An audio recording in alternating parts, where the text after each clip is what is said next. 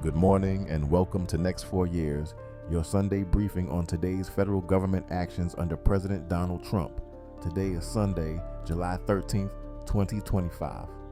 A recently leaked ICE memo authorizes rapid deportations to third countries, requiring just 6 hours notice under exigent circumstances, as long as migrants access counsel. This builds on the Supreme Court's June decision that allowed such deportations without fear of persecution screenings. ICE has already begun using this policy, including flights sending migrants to South Sudan, and is negotiating with 5 other African nations to formalize removals. The agency argues the policy expedites removal of ineligible or criminal migrants.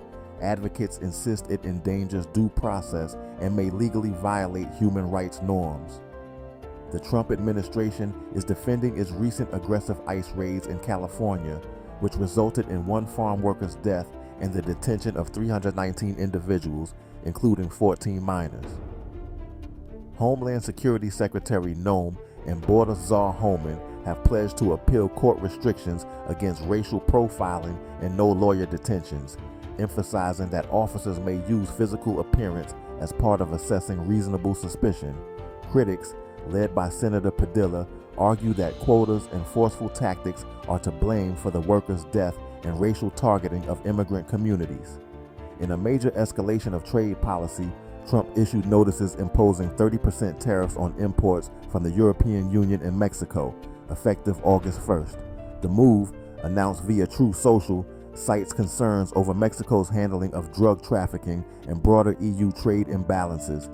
European officials have paused retaliatory tariffs for now as they pursue negotiations, but warn of swift responses if no deal materializes.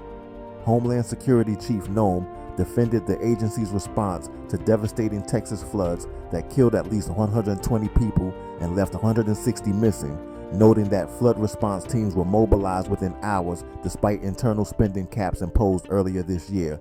Critics contend that a $100K expenditure approval memo delayed aid, exacerbated by the loss of 2,000 FEMA staff. Federal disaster readiness officials are now raising concerns about FEMA's long-term capacity. The State Department has begun executing plans to lay off over 1,350 employees, part of a broader restructuring expected to cut up to 3,000 roles.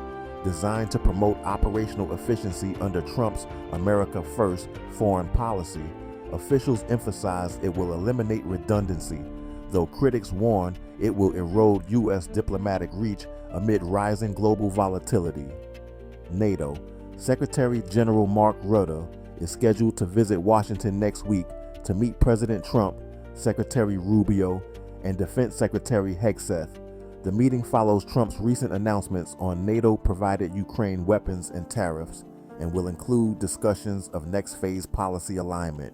The White House described it as a major statement in U.S.-European coordination.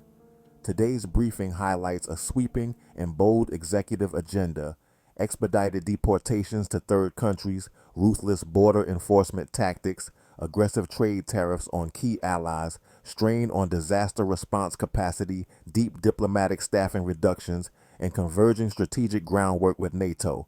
Courts and state governments continue to push back, but the administration is firmly steering the ship. Join us tomorrow for your next update on U.S. government actions.